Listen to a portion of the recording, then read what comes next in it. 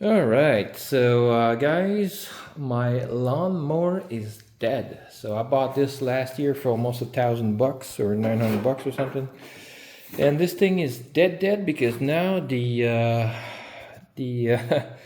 engine is seized up and can't even turn anything. Like everything is just seized up in there and it's just not moving. So still got power and I got my fuel shut off. I've completely emptied my oil to see if it wasn't hydrolock because there was some gas in there. But since I got my little valve there for the shut off, I tried to shut off the tractor via the shut off valve and let it run until it just dies out and then bring it back inside. So kind of a shame because this thing is 14.5 horsepower, so and it's not that quiet. But yeah, bought that last year. This thing is probably like, since it's a Jorgenstead. How do you pronounce that? Yeah, that brand. Anyways, let me know how old this is in the comments if you know. So yeah, this tractor I bought it. I think it's probably 10 or 12 years old or something like that. Can even give you guys the model number here and the it's Frigidaire company. So yeah. Uh, anyways, I just changed the battery on it and the spark plug too, and yeah, I got a pretty big property. I got an acre to mow, so tractor is just practical, and especially for helping me with my gorilla cart. It can drive around some sand and some gravels and stuff. So yeah, just a little bit annoying, but the lawn is done, so I just finished mowing my lawn and. Yeah, so how did I do it? Well, I did it with some Ryobi stuff. So got myself a couple of Ryobi. I got my carbon fiber string trimmer.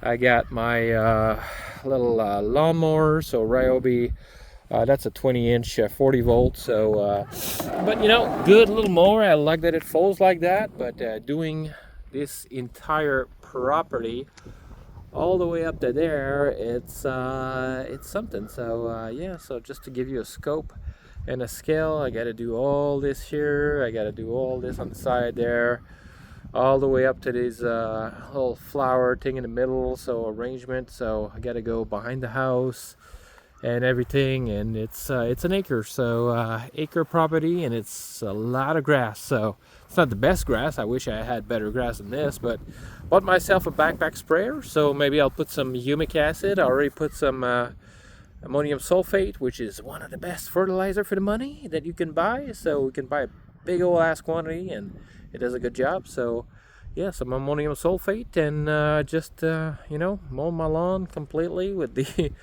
push mower, which is one hell of a job. I think I started at 9 this morning, and now it's 3 o'clock in the afternoon. So yeah, 6 hours to mow the lawn. But in between, I have to recharge. I have two batteries, one 6 amp hour and one 4 amp hours battery, which I try not to run the mower too much because the 4 amp hour is not really made for the mower. But if I have a small section, I'll just pop it in there and just mow the lawn with the 4 amp hour for a little bit. So but I try not to use like half the battery, just not to stress it out or something. So but yeah, so Ryobi to the rescue. So I bought this last year just to finish up some corners, some stuff where the mowers couldn't go, and as a backup also. And yeah, I need a backup because yeah, so my mower last year got hydrolock because the guy that I bought it from has got a small engine repair shop, and he's buying more used and cheap for like $300-400, and he's reselling them double the price. Just making sure everything works on it, and just change a couple things like belts and stuff, and if it needs a new spark plug or something like that because the owner didn't check if the spark plug was done, or he's just changing mowers. So some people just even throw away mowers. Like they're all lobster fishermen here that makes between 100 and 200,000 a year, plus they get unemployment for the entire summer. So that's kind of neat. Like you make 200K and can get unemployment. That's pretty cool. So yeah, but yeah, so mow the lawn, a little Ryobi, and from now on I think I'm gonna have to mow the lawn with the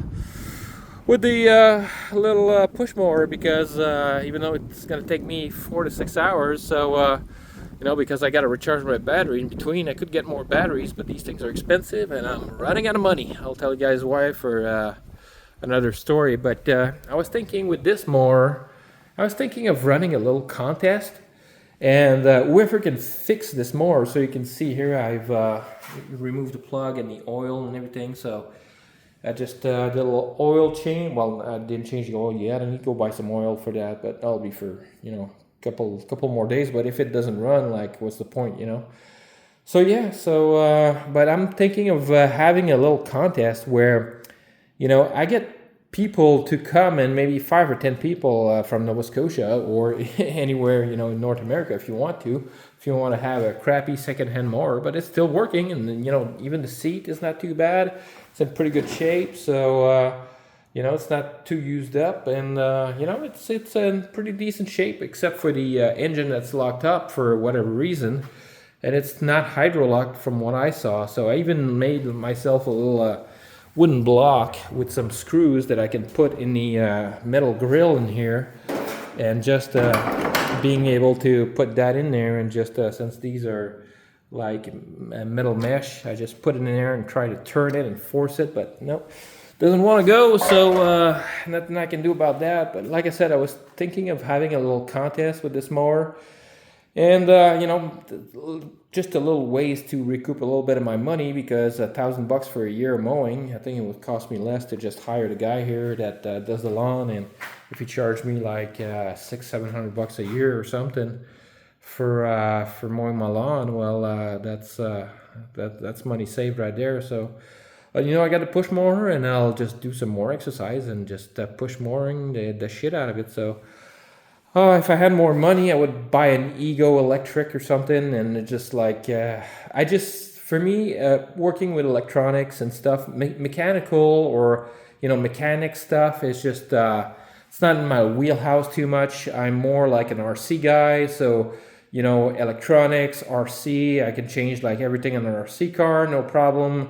Drones and stuff like that, it's pretty easy. But when it comes to mechanics and, you know, carburetors and everything else, you know, if I had like a good AI program with some AI glasses that says take that off, take that off, take that off, now you got to take this, and just you know, show me what to do like as I do it, that'd be pretty cool. But we're not there yet. Maybe in 5 years from now we'll be there. But oh shit, yeah, turn that off, and I'll probably need to put the battery on the charger too. So but yeah, I'm thinking of having a little contest with this mower, to have a couple people come over, and they're gonna have like 15 to half an hour each, and the one that can fix the mower, well, gets the mower for free.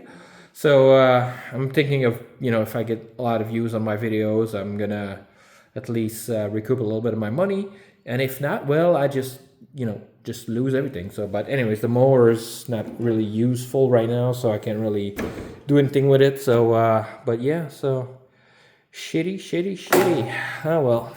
Anyways, let me know, guys, in the contest, should I try to repair it myself and try to do a little mechanic series on the you know, Jorgensen lawn tractor 145, and see if I can't fix it up myself, and just take it apart and try to find some videos online, and try to show you guys in the process what a novice is going to try to do to repair a lawnmower. But yeah, for now I got my Ryobi, and, you know, anything that's electric I love, because it's simple, it's easy, and, you know, if you blow like a motor on you know, an electric lawnmower, you just change the motor, unplug, click, unclip, unscrew a couple of screws, and plug a new one back in, and boom, boom, boom, bumps your uncle. So plus you get a warranty, like Ego and Ryobi stuff, you get like a 5-year warranty, I think, on outdoor power equipment, so, which is nice. And yeah, so little Ego zero turn. So Ego, if you're listening and you want to sponsor one of my videos, I have a lot of land and a lot of testing I can do with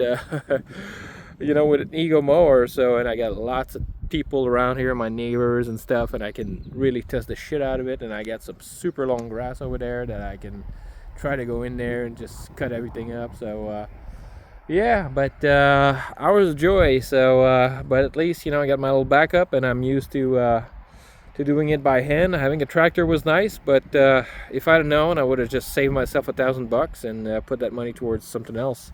Right now, I can't even resell the mower for like a, you know, $200 or something, because I just bought a brand new $120 batteries to put in it with a little bit more cranking power. So yeah, just started cranking. You turn a few times, and then it just locked in place and nothing. So yeah, guys, let me know in the comments what I should do with this little lawn tractor, because right now it's not doing much.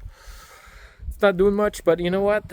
The Ryobi did a great job. Look at the grass, cut all nice and everything. So at least this thing's got a 5-year warranty on it. So if anything happened, I'll just contact Ryobi. Or 3 years with the battery. So, but you know, using it a couple times a week shouldn't be too bad, and you know, letting the battery cool off a little bit in between. So that's why I like to switch between 2 batteries.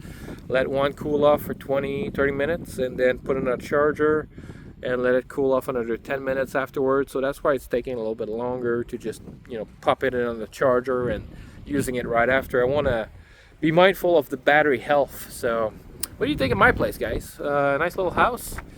Still got some issues with it, so you guys will see in future videos a couple of issues that I got with it that I'm trying to deal with. So a little solar panel there to power my Anchor power station. But yeah, I got a house on the ocean, so that's a little cove that is connected to the ocean. So technically, it's ocean water right there. I got high tides, low tides, and everything. So, but it is windy here in Nova Scotia, especially on the peak of Nova Scotia where I am. I am on the most southern part, and on the southernest of peaks, and not a whole lot of snow in the wintertime, but it is windy and rainy over here. Holy shit. Alright guys, hope you guys enjoyed this video. Catch you guys on the next one.